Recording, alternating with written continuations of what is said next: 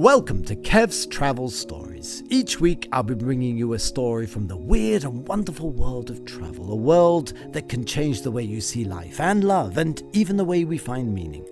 Places that are iconic and sometimes surprising and even terrifying. So sit back and enjoy while we go on a magical mystery tour together.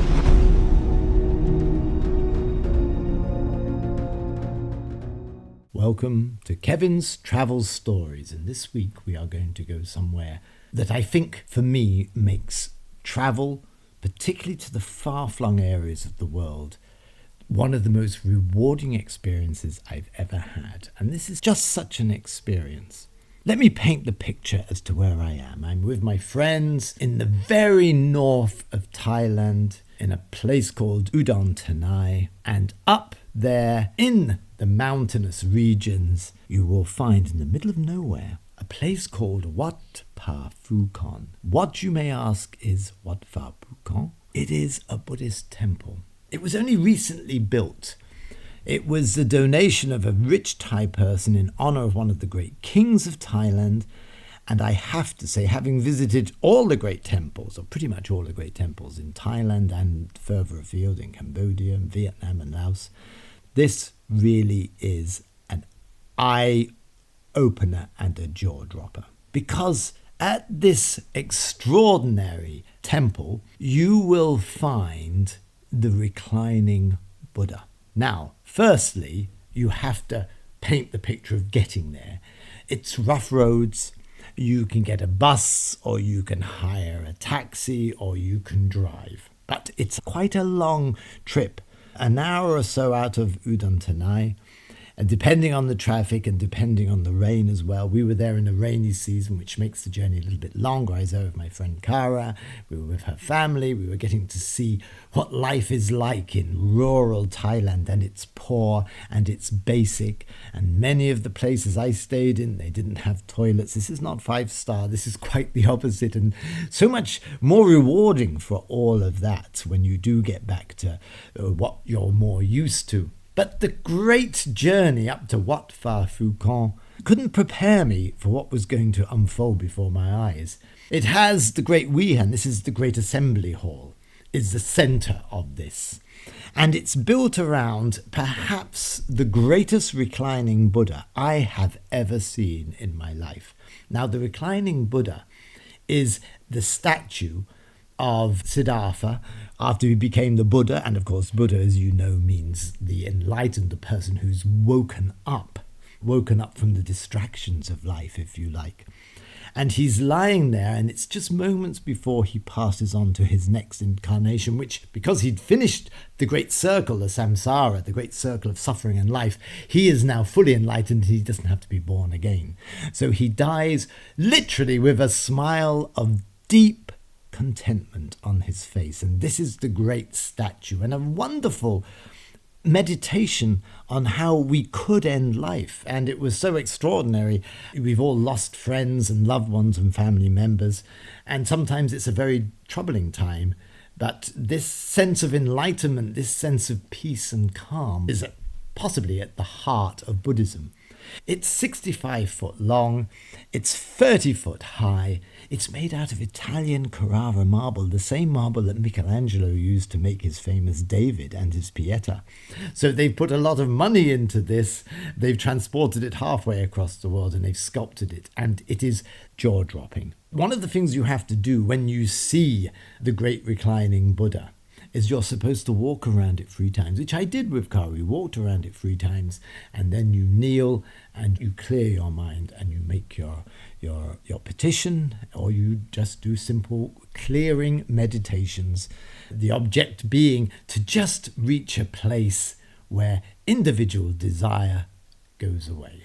Well, after having walked around, after having looked over the far distance where you can probably see the shadow of Cambodia or Laos in the far distance, places that are replete with so many beautiful memories for me in particular, I came back and I stood by the Buddha, and there's a doorway overlooking this landscape. and something quite extraordinary happened. And this, I think, is the essence of when you travel to faraway places and you start getting a sense of the otherness of life and the deep spirituality that resides in Asian life. Because a butterfly, a black butterfly, flew in through the entrance. The Buddha's behind me. Let me paint the picture. The giant reclining Buddha is just behind me. I can almost reach out and touch it. In front of me is this ornate opening onto the mountainside looking out over Cambodia and Laos in the very far distance. You can imagine them there. And the butterfly flew around me and came and landed on the ground just in front of me. And for a moment, everything stopped. All the noise stopped.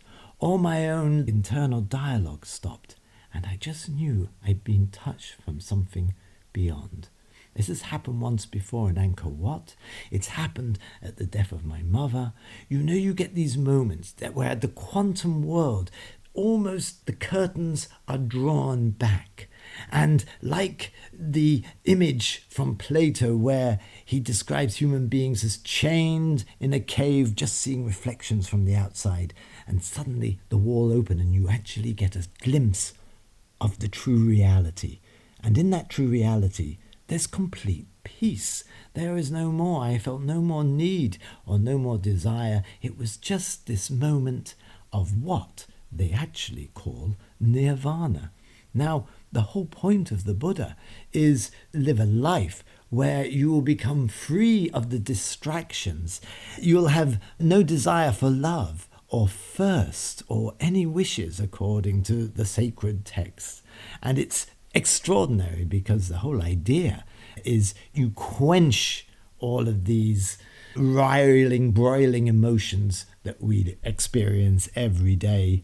The three great things that happen to us, which is hatred and ignorance and sensuality, they no longer grab us. And so for this quick moment in time, I was free. And I watched the butterfly. And I knew there was something going on. I knew this envelope of time. It was like a little window had opened. And it flew and it came back and it flew around me. I even got it on video. And finally it went off. Even now I can feel the hairs on the back of my neck rise. It's just that moment. And I wanted to just share that moment where I was filled with this sense of there's something else.